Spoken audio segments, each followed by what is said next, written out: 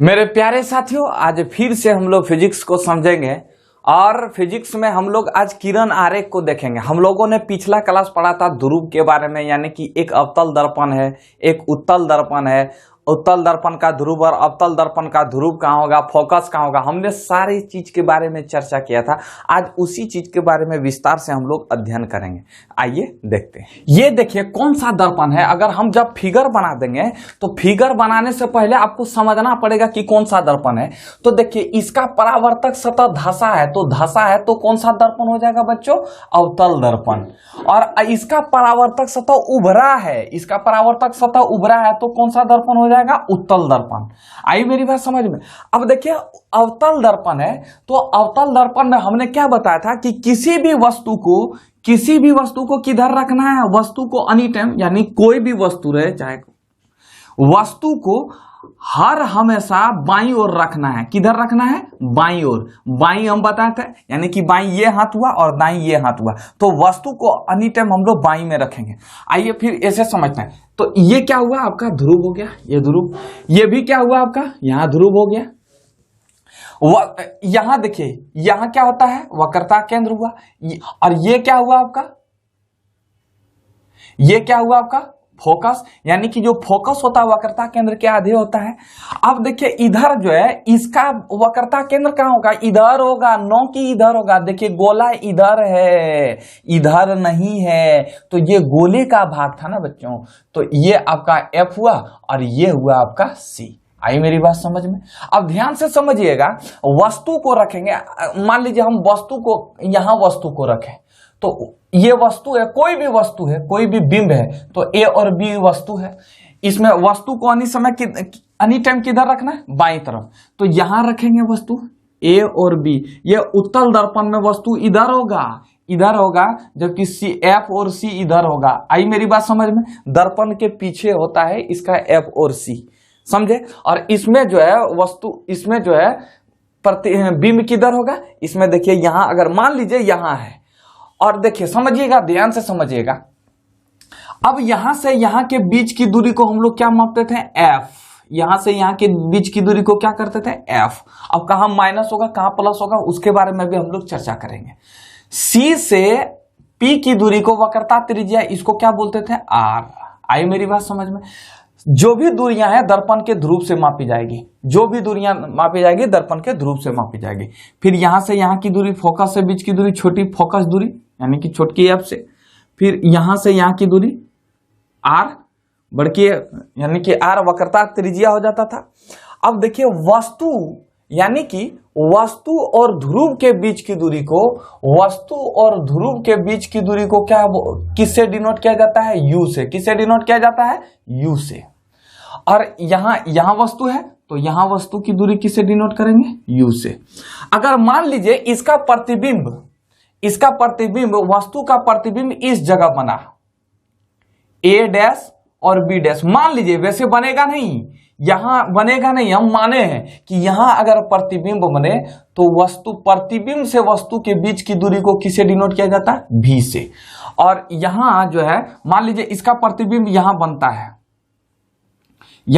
तो A dash और B dash इसका प्रतिबिंब यहां बनता है, तो यहां से यहां के बीच की दूरी को क्या मानते हैं, V। तो एक चीज यहां निकल के आया कि ध्रुव से वस्तु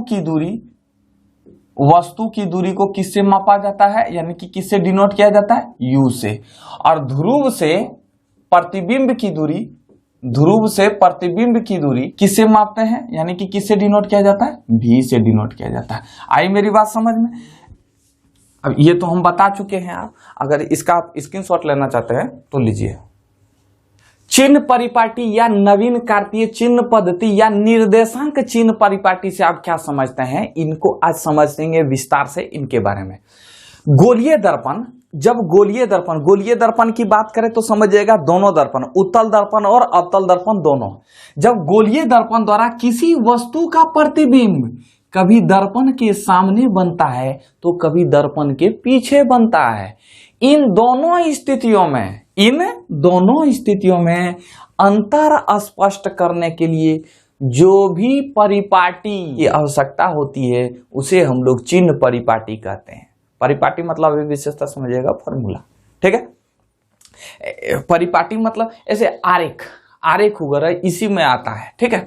तो हम लोग देखिए, जब किसी भी वस्तु का प्रतिबिंब सामने बनता है, गोलीय दर्पण में सामने और पीछे भी बनता है, तो इसी सब को अंतर, यही अंतर को ज्ञात करने के लिए जिस परिपाटी की आवश्यकता होती है, जिस परिपाटी का उपयोग करते हैं, उसे हम लोग चिन्ह परिपाटी कहते हैं। आइए, चिन्ह परिपाटी क्या कहता है, इसके बारे में थोड़ा इसको ध्यान से समझना है।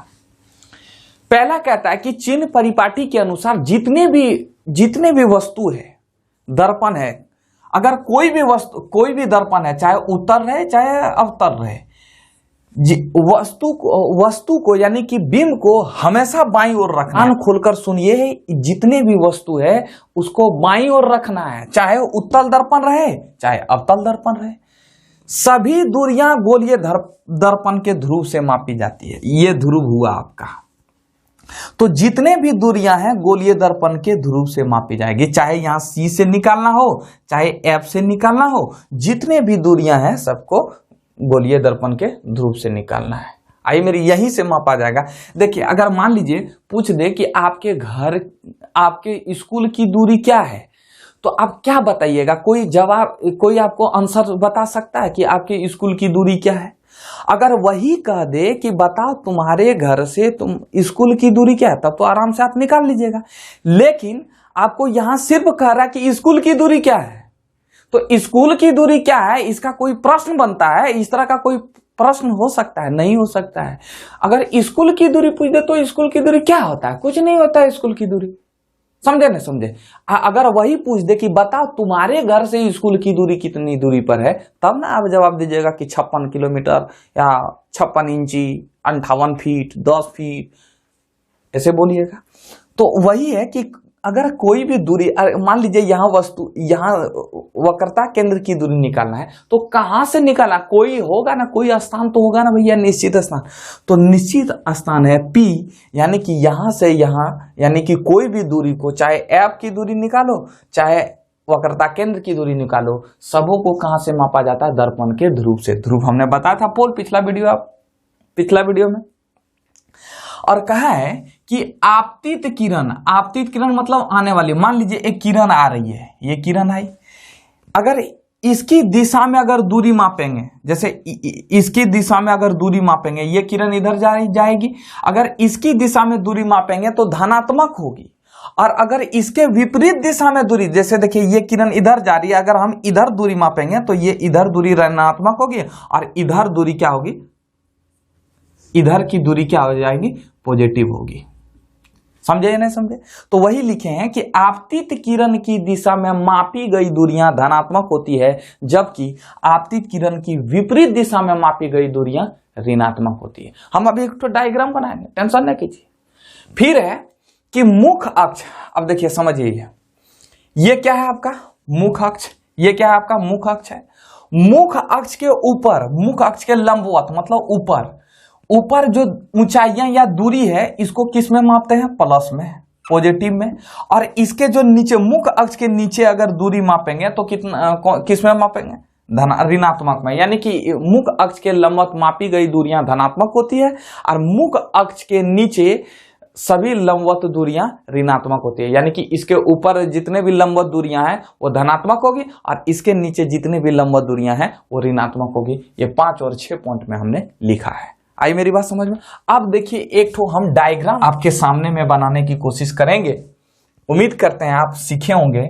आप ग्राफ जानते होंगे, इस ग्राफ को आप देखे होंगे। आप, हमने बताया था मैथ के क्लास में कि ये जो है, ये एक्स एक्सिस हुआ, इधर प्लस और इधर माइनस, और इधर ये वाई एक्सिस हुआ, तो वाई ऊपर वाला जो है, इधर वाई जो ऊपर होता है ये प्लस होता है, नीचे माइनस होता है। तो इधर देखिए, कोई भी दूरियां यहां दर्पण, ये मान लीजिए ये इस ग्राफ का ये मूल बिंदु है। तो अगर मूल बिंदु से मूल बिंदु से बाईं ओर दूरी मापेंगे, इधर मापेंगे, तो इधर क्या होता है x axis, x dash axis क्या होता है माइनस, और इधर क्या होता है प्लस होता है। अब देखिए ना इसका हम क्या प्रयोग होता है इसके बारे में हम समझाएंगे आपको। मूल बिंदु से दाईं ओर की दूरियां जो है उसे प्लस में मापी जाती है, और मुख्य अक्ष के ऊपर, अगर मुख्य अक्ष के ऊपर दूरियां उसे धनात्मक में मापी जाती है, और मुख्य अक्ष के नीचे की दूरियां ऋणात्मक में मापी जाती है। ये ग्राफ को आपको याद रखना है। इसके बाद अभी हम ये ग्राफ को अभी मिटाएंगे नहीं, इससे हम संबंधित बताएंगे कि इस ग्राफ का उपयोग क्या है। तब तक आप इसका स्क्रीनशॉट लीजिए। देखिए ये अवतल दर्पण है, ठीक है। अवतल दर्पण ये आपका क्या हो जाएगा, मुख्य अक्ष हो जाएगा। ये मुख्य अक्ष है, हमने आपको बता दिया है, ठीक है। आप जाके देख लीजिए उस वीडियो को, नहीं देखें तो ये वीडियो मत देखिए, समझ में जो है नया आएगा, समझे कि ना, फिर बोरिया जाइएगा, ठीक है। इसको देखिए हमने क्या बोला, इस ग्राफ पर फिट करते हैं इसको। देखिए यहां रेखा खींचिए, यहां मूल बिंदु ये देखिए, यहां ग्राफ हम खींचे एक इधर एक इधर, ये कौन एक्सिस हो जाएगा, एक्स एक्सिस, ये एक्स एक्सिस, और ये वाई एक्सिस, इधर वाई डैश इधर एक्स डैश, यानी कि ये इधर माइनस हो जाएगा, इधर प्लस, ये वाई का प्लस ये वाई का माइनस, ठीक है। अब ध्यान से समझिएगा कि इधर मान लीजिए यहां सी है, यहां क्या है सी है, यही रहता है सी, और यहां एफ है। सी है तो देखिए ये किधर है, ये आपका दर्पण का ध्रुव है, तो हम वही ना ग्राफ में इसको मूल बिंदु मानते हैं, तो इसको ध्रुव माने हैं, ठीक है। अब इधर जितनी भी दूरियां मापेंगे, हमने क्या बताया था कि अभी नवीन कार्तीय चिन्ह पद्धति यानी कि चिन्ह परिपाटी में हम लोगों ने क्या समझा था कि सभी दूरियां दर्पण के ध्रुव से मापी जाती है। तो यहां से जो दूरी मापेंगे पी से एफ की दूरी यानी कि फोकस के बीच की दूरी को क्या बोलते हैं, एफ, छोटी एफ से दर्शाते हैं। अब ध्यान से समझिएगा, अब यहां है कि मूल बिंदु यानी कि ध्रुव से इधर बाईं ओर, ध्रुव से बाईं, ये बाईं हुआ और ये दाईं हुआ, तो जो दूरियां मापेंगे ये किस में लिया जाएगा, माइनस एफ, यानी कि यहां क्या हो जाएगा माइनस एफ, समझे चचा। और फिर यहां क्या हो जाएगा, ये वक्रता केंद्र और ध्रुव के बीच की दूरी को क्या बोलते हैं, वक्रता त्रिज्या। वक्रता त्रिज्या को आर से दर्शाते हैं, बड़ी आर से। अब इधर है बाईं ओर है, ये दर्पण के किधर ओर है, बाईं ओर है, तो इसको किससे लिखेंगे, माइनस। आई मेरी बात समझ में, समझे। ये देखिए ये वाला क्या था, समझे। तो ये था, इस ग्राफ को इधर ऐसे फिट किया। अब इसको मिटा दें, हम समझाने के लिए इसको यहाँ ग्राफ खींचे थे एक्स और वाई एक्स। आप उम्मीद करते होंगे कि समझे होंगे, समझे। एक बार इसको इसी तरह ग्राफ करके एक बार बनाइए, इसको स्क्रीनशॉट लीजिए फटाक से। जिस तरह अवतल दर्पण में बताया था उसी तरह अब उत्तल दर्पण में समझिए। देखिए ये आपका क्या हो गया, एक्स एक्सिस, ये Y dash, sorry Y axis हुआ, ये वाई एक्स एक्सिस और वाई डैश एक्सिस, इधर एक्स डैश और इधर Y X dash X axis, ठीक है। अब ये क्या हो जाएगा, दर्पण का ध्रुव हो जाएगा। जिस तरह यहां मूल बिंदु था उसी तरह यहां ध्रुव हो गया। अब एक बात बताइए, यहां एफ रहेगा, यहां एफ रहेगा और यहां सी रहेगा। हमने बताया था ना कि एफ एनी टाइम सी से आधा होता है। अब देखिए यहां से, अब ये किधर है वस्तु, देखिए जिधर वस्तु एनी टाइम इधर बाईं तरफ रखेंगे, वस्तु तो यहां रहेगा ही रहेगा। अब यहां से समझिए कि इधर दर्पण की दूरी, अब यहां से यहां के बीच की दूरी को क्या किया जाता है, एफ लिया जाता है, फोकस दूरी कहा जाता है। अब इधर फोकस दूरी माइनस में होगा कि प्लस में होगा, तो ध्यान से समझिए क्या होगा, मूल बिंदु से दाईं ओर, ये ससुरा दाईं ओर है, तो दाईं ओर जो मापेंगे दूरियां वो प्लस में होगा, यानी कि यहां प्लस एफ होगा ना कि माइनस एफ होगा। फिर यहां से आर लेंगे यानी कि वक्रता त्रिज्या लेंगे, तो ये भी क्या होगा, प्लस में होगा। लेकिन समझिए ये वस्तु की दूरी है, तो वस्तु की दूरी को किससे दर्शाते हैं, u से दर्शाते हैं। तो u यहां से अगर u लेंगे तो ये किधर है, ध्यान से समझिए, ये किधर है आपका, दर्पण के बाईं तरफ है। तो बाईं तरफ है तो ससुरा यहां माइनस होगा, ये दाईं तरफ था तो इधर प्लस हुआ, ये बाईं तरफ है तो इसलिए ससुरा यहां माइनस हुआ। इसका स्क्रीनशॉट लीजिए फटाक से। यहां से अब किरण आरेख को समझेंगे, इसे 5 नंबर दिया जाता है। आज समझते हैं किरण आरेख में क्या क्या होता है। एकदम हम पहले आपको समझा देंगे, इसके बाद हम ट्रिक से एकदम 1 सेकंड में आपको रटवा देंगे। 1 सेकंड मतलब 15 सेकंड लगेगा मुश्किल से सीखने में, ऐसे तो 10 मिनट 5-6 मिनट लगेगा। ट्रिक से एकदम बता देंगे आपको, ठीक है। चलिए समझिए, ये अवतल दर्पण के सामने विभिन्न दूरियां पर रखे वस्तु का प्रतिबिंब। अगर मान लीजिए ये अवतल दर्पण है, एगो बिंब है यानी कि वस्तु है, अगर वस्तु को कभी सी से अनंत दूरी पर, कभी सी पर, कभी एफ पर रख दें तो इसका प्रतिबिंब कहाँ बनेगा? अगर यहां रखें तो इसका वस्तु, यहां अगर बिंब को रखें यानी वस्तु को रखें तो उसका प्रतिबिंब कहाँ बनेगा? अगर सी के दूर में रखें, सी से थोड़ा सा दूर पर रखें तो उसका प्रतिबिंब कहाँ बनेगा? अगर सी पर रख दें तो उसका प्रतिबिंब कहां बनेगा? अगर सी और एफ के बीच में रख दें तो उसका प्रतिबिंब कहां बनेगा? अगर ससुरा फोकस वे पर रख दें तो उसका प्रतिबिंब कहां बनेगा? फिर यानी कि 6 स्थितियां होती है टोटल मिला के। देखिए, पहला स्थिति अगर अनंत पर रखेंगे तो प्रतिबिंब कहां बनेगा? फिर सी से दूरी पर, सी से हल्का सा दूरी पर रखेंगे तो प्रतिबिंब उसका कहां बनेगा? यह है दूसरा स्थिति। तीसरा स्थिति यह है कि अगर वक्रता केंद्र पर रख दें तो वस्तु का प्रतिबिंब कहां बनेगा? अगर वक्रता केंद्र और फोकस के बीच के दूर, यहां बीच में रखें तो उसका प्रतिबिंब कहां बनेगा? अगर ससुरे फोकस पर रख दें तो कहां बनेगा? अगर ध्रुव और फोकस के बीच में वस्तु को रखें तो प्रतिबिंब कहां बनेगा? यानी कि 6 स्थितियां होती है टोटल। आई मेरी बात समझ में? आइए इसको हम लोग एक बार बनाते हैं। ये आपका क्या है? अब तो ये चीज से आप अवगत हैं, ये पहले से जान रहे हैं कि ये ससुरे अवतल दर्पण है, ये मुख्य अक्ष है, ये सी है, ये एफ है, और यहां अनंत अनंत अनंत पर, मतलब अनंत दूरी पर, जिसका कोई अंत नहीं, अनंत दूरी पर एक वस्तु रखा है तो उसका प्रतिबिंब कहां बनेगा? आइए हम लोग इसको समझते हैं। सबसे पहले यहां एक वस्तु है, कोई भी वस्तु अनंत दूरी पर वस्तु है। ये वस्तु इस कोई भी वस्तु से कितने किरण आती है? 2 किरण। तो इस वस्तु से एक किरण आई और कहां से? फोकस से होकर चली गई। फिर दूसरा किरण जो आएगी वो भी फोकस से होकर चली जाएगी, यानी कि दोनों किरण कहां आकर मिला? तो दोनों किरण आकर फोकस पर मिला। तो हम बताएं कि दोनों किरण जहां मिल जाएगा ना, वहीं प्रतिबिंब बनेगा। तो इसका प्रतिबिंब, अगर कोई वस्तु अनंत दूरी पर रख दें तो उसका प्रतिबिंब कहां बनेगा? तो फोकस पर बनेगा। यानी कि अगर पूछ दे कि प्रतिबिंब की स्थिति, यानी कि प्रतिबिंब की स्थिति अब कहां हो जाएगा? यानी कि प्रतिबिंब कहां बन रहा है? तो फोकस पर। कहां बन रहा है? फोकस पर। इसके बाद अगर पूछ दे तो प्रतिबिंब का आकार कितना? देखिए, दोनों जो मिला एकदम छोटा, अत्यंत छोटा बनता है, अत्यंत छोटा बनता है। और अगर पूछ दे कि प्रतिबिंब की प्रकृति बताओ, एक बात याद रखिएगा कि अगर वास्तविक प्रतिबिंब बनेगा, अगर जो भी प्रतिबिंब उल्टा बनेगा, अगर जो भी प्रतिबिंब उल्टा बनेगा वो वास्तविक होगा। एकदम ये चीज याद रखिएगा, ये ब्रांड है, ये ब्रांड नाम है। अगर कोई सीधा बना तो वो ससुरा आभासी बनेगा, यानी कि काल्पनिक बनेगा। इस चीज को आप याद रखिएगा, हम आपको पहले भी बता चुके हैं। तो यहां प्रतिबिंब की प्रकृति कैसा होगा? तो प्रतिबिंब की प्रकृति यहां होगा वास्तविक, और जब वो वास्तविक होगा तो कैसा होगा बच्चों? उल्टा होगा। वास्तविक एंड उल्टा, यानी कि वास्तविक और उल्टा। ठीक है, समझे ये वाला? यहां से किरण आई, फिर यहां से दोनों किरणें फोकस पर मिली। ठीक है।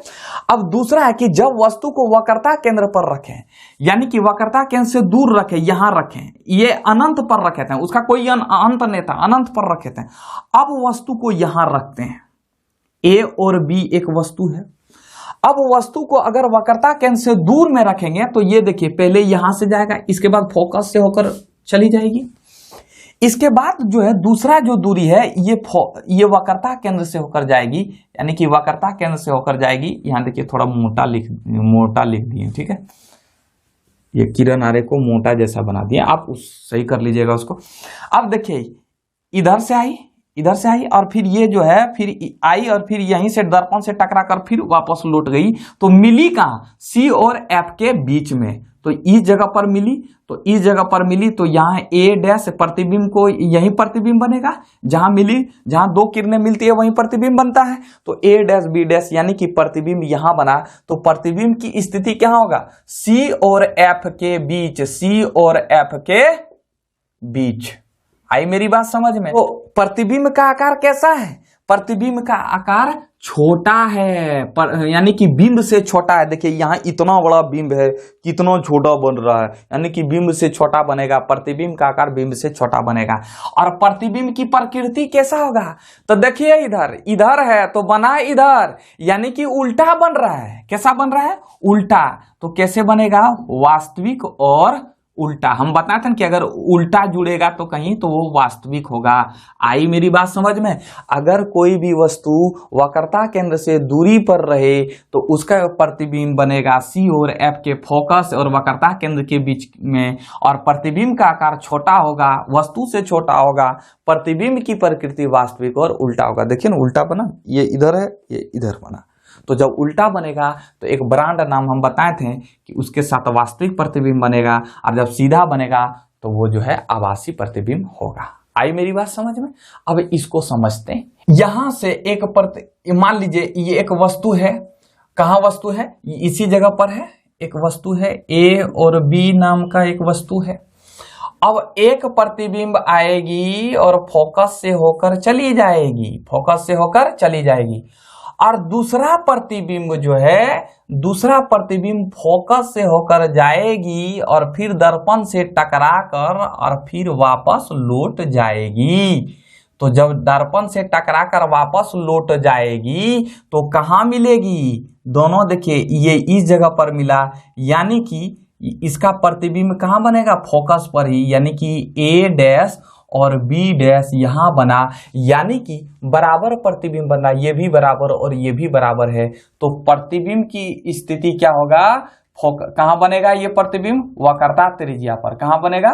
वक्रता त्रिज्या पर। और प्रतिबिंब का आकार कैसा होगा?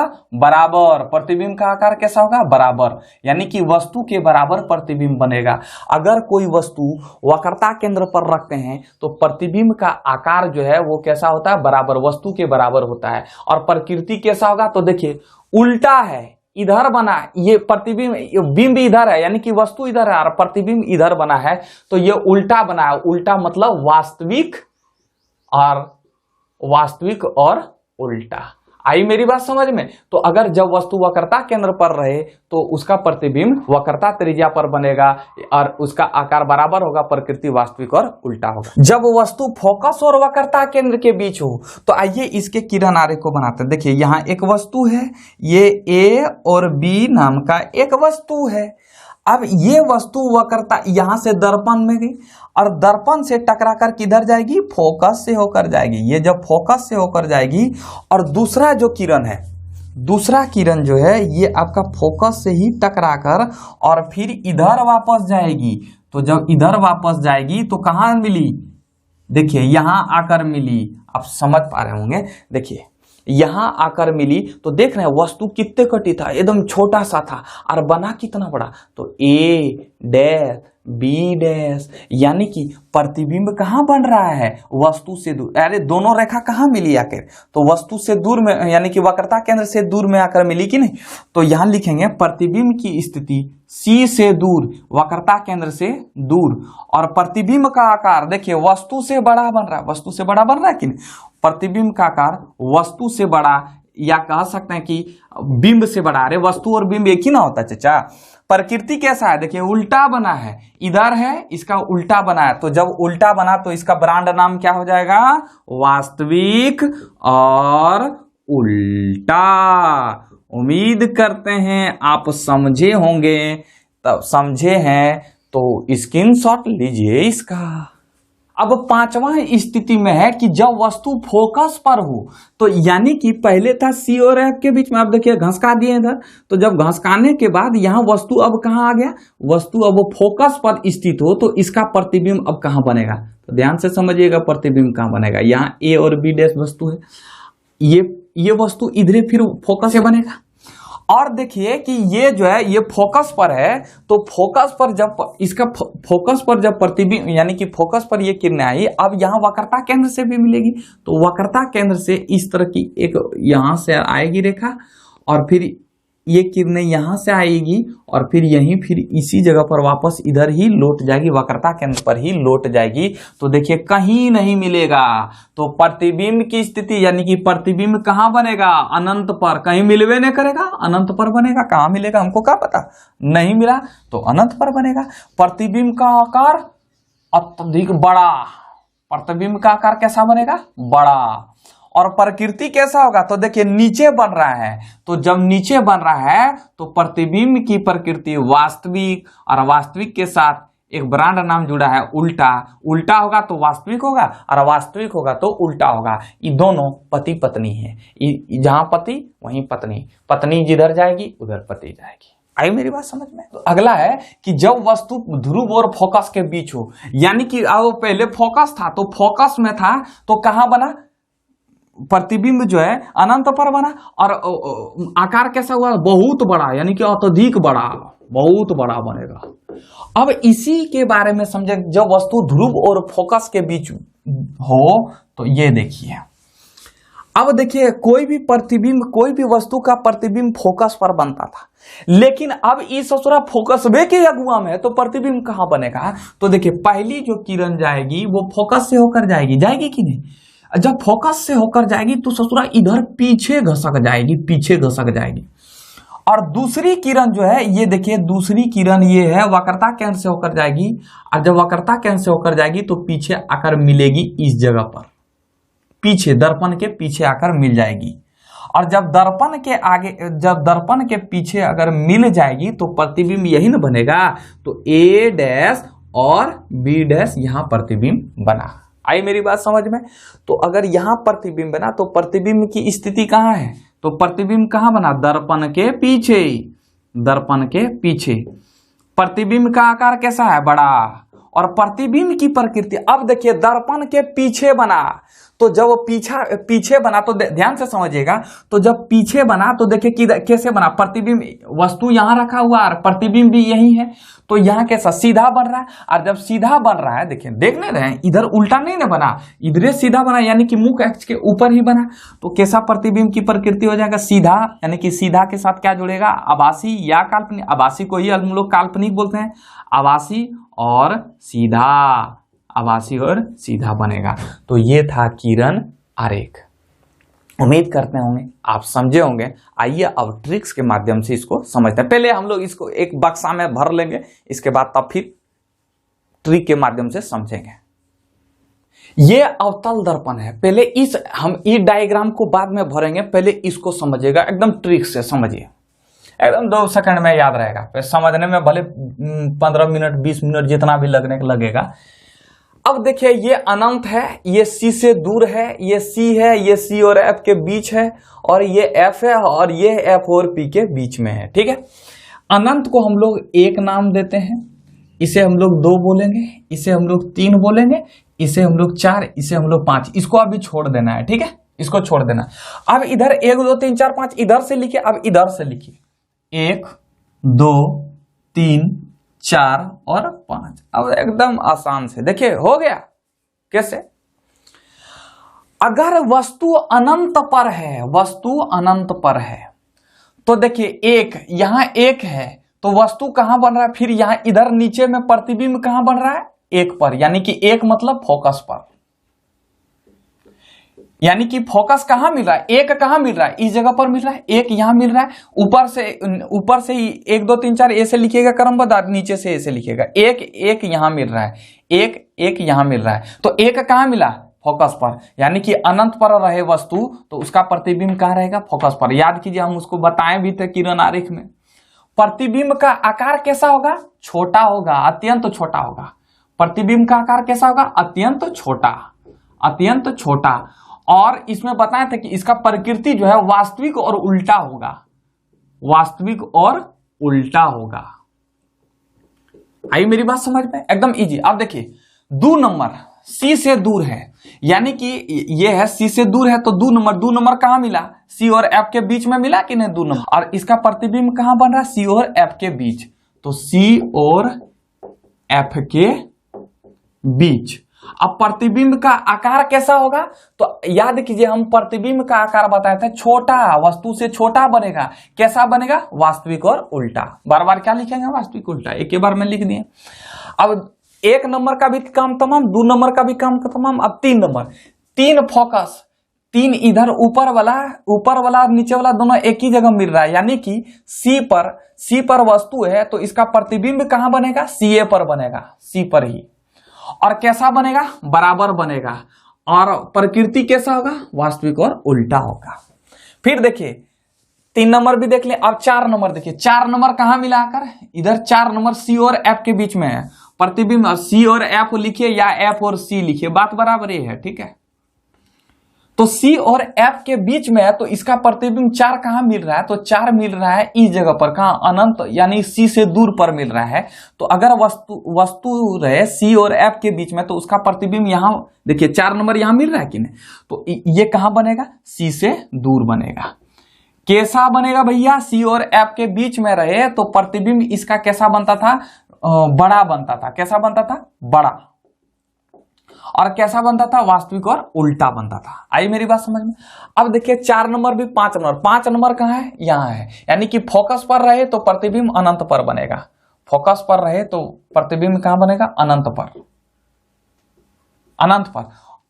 वस्तु आकार कैसा बनता था, अत्यधिक बड़ा, यानी कि अत्यंत बड़ा या अत्यधिक बड़ा, जो लिख सकते हैं, अत्यधिक बड़ा। कैसा प्रतिबिंब बनेगा, वास्तविक और उल्टा, समझे। अब देखिए P और F में खाली इसमें याद रखना पड़ेगा, P और F के बीच में रहे तो प्रतिबिंब की स्थिति जो है दर्पण के पीछे बनता था, दर्पण के पीछे, इसको सिर्फ याद रखना है। ये सबसे उल्टा है, दर्पण के पीछे बनता था और बड़ा बनता था, वस्तु से बड़ा बनता था, और ये बनता था वास्तविक और उल्टा न बन के ये काल्पनिक यानी कि आभासी या सीधा बनता था, काल्पनिक और सीधा बनता था। समझे कि नहीं समझे। तो ये था आपका शॉर्ट डायग्राम। आई मेरी बात समझ में। इसको समझेगा तो ये समझ जाइएगा। अगर कोई पूछ दे कि बता भैया अगर वस्तु अनंत पर हो तो ससुरा अनंत पर, वस्तु अनंत पर कहां मिला, फोकस पर, एक एक कहां मिला, फोकस पर, तो प्रतिबिंब कहां बनेगा, फोकस पर। एकदम तुरंत सट से 1 सेकंड में इसको जवाब देना। अगर कोई पूछ दे, पहले ये डायग्राम को समझिएगा। एक डायग्राम को क्या बनाना है, पहले अनंत लिखिएगा, फिर दूर लिखिएगा, सी से दूर, इसके बाद फिर सी, इसके बाद सी और एफ के बीच, और एफ, और इसको छोड़ देना है, एफ और पी के बीच को छोड़ देना है, ठीक है। इसको सिर्फ केवल याद रखना है। एक ठो पूछ दे कि बता वक्रता केंद्र पर है, वक्रता केंद्र सी, वक्रता केंद्र सी यहां है, तो 3 3 कहां मिला, दोनों यहीं मिल रहा है, तो 3 3 कहां बन रहा है, वक्रता केंद्र पर। अगर कोई पूछ दे कि बताओ सी और एफ के बीच में है, तो सी और एफ के बीच मतलब 4 4 नंबर कहां चल रहा है, सी से दूर, 4 यहां मिल रहा है, तो यानी कि प्रतिबिंब उसका कहां बनेगा, सी से दूर। आई मेरी बात समझ।